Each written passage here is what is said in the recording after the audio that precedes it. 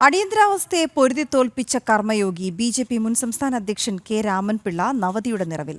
കേരളം മുഴുവൻ പോലീസ് അരിച്ചുപെറുക്കുമ്പോൾ അവരെ കബളിപ്പിച്ച് താടി വളർത്തി സദാശിവപ്പണിക്കർ എന്ന പേരിൽ അടിയന്തരാവസ്ഥ വിരുദ്ധ സമരം നടത്തിയ ധീര നേതാവായിരുന്നു കെ രാമൻപിള്ള. ഓരോ ഇടവഴികളിലൂടെയും കാൽനടയായി ചുറ്റിത്തിരിഞ്ഞ കർമ്മയോഗിയുടെ നവതി ആഘോഷം ഇന്ന് തലസ്ഥാനത്ത് ആരംഭിക്കും.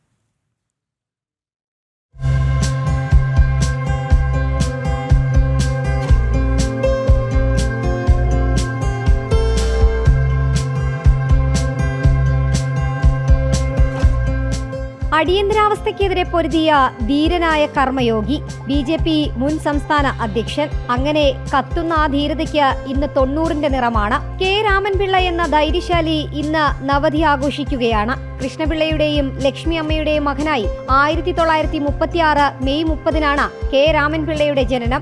1950 ഡിസംബറിൽ ജ്യേഷ്ഠ സഹോദരൻ സാധുശീലൻ പരമേശ്വരൻ പിള്ളയാണ് രാമൻപിള്ളയെ RSS ശാഖയിലേക്ക് കൊണ്ടുപോകുന്നത്. 1953-ൽ ദീൻദയാൽ ഉപാധ്യായ തിരുവനന്തപുരത്ത് നടത്തിയ യോഗത്തിൽ പങ്കെടുത്തു. വഞ്ചിയൂർ കാര്യാലയത്തിൽ താമസിച്ച ഹിന്ദുസ്ഥാൻ സമാചാർ, സത്യാദി, സായാഹ്ന പത്രം എന്നിവയിൽ സബ് എഡിറ്ററായി പ്രവർത്തിച്ചു. 1957-ൽ ജനസംഘത്തിന്റെ പൂർണ്ണസമയ പ്രവർത്തകനായി. 71-ൽ സംസ്ഥാന സംഘടനാ സെക്രട്ടറി. അടിയന്തരാവസ്ഥയ്ക്കെതിരെ ഒളിവിലിരുന്ന് സമരം നയിച്ചു. കേരളം മുഴുവൻ പോലീസ് അരിച്ചുപെറുക്കുമ്പോൾ അവരെ കബളിപ്പിച്ച് താടി വളർത്തി സദാശിവപ്പണിക്കർ എന്ന പേരിൽ അടിയന്തരാവസ്ഥ വിരുദ്ധ സമരം നടത്തി. 1980-ൽ ബി.ജെ.പി. രൂപീകരിച്ചപ്പോൾ സംഘടനാ ജനറൽ സെക്രട്ടറിയായി. 1987 മുതൽ 93 വരെ ബി.ജെ.പിയുടെ സംസ്ഥാന പ്രസിഡന്റായും പ്രവർത്തിച്ചു. ഇക്കാലയളവിൽ 34 പുസ്തകങ്ങൾ രചിച്ചു. 3 പുസ്തകങ്ങളുടെ പണിപ്പുരയിലാണ് ഇപ്പോൾ.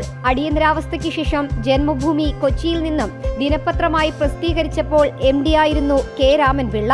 90-ാം വയസ്സിലും തനിച്ച് വെഞ്ഞാറുമൂട്ടിൽ നിന്ന് സ്റ്റാച്യു വരെ KSRTC ബസ്സിലും അവിടെ നിന്ന് ട്യൂട്ടേഴ്സ് ലൈനിലെ അരബിന്ദോ കൾച്ചറൽ സെന്ററിലേക്ക് കാൽനടയായും നിത്യവും എത്തുന്ന കെ രാമൻപിള്ള ആരോടും പരിഭവമില്ലാതെ കർമ്മപഥത്തിൽ നവതിയിലും കരുത്തോടെ യാത്ര തുടരുകയാണ്.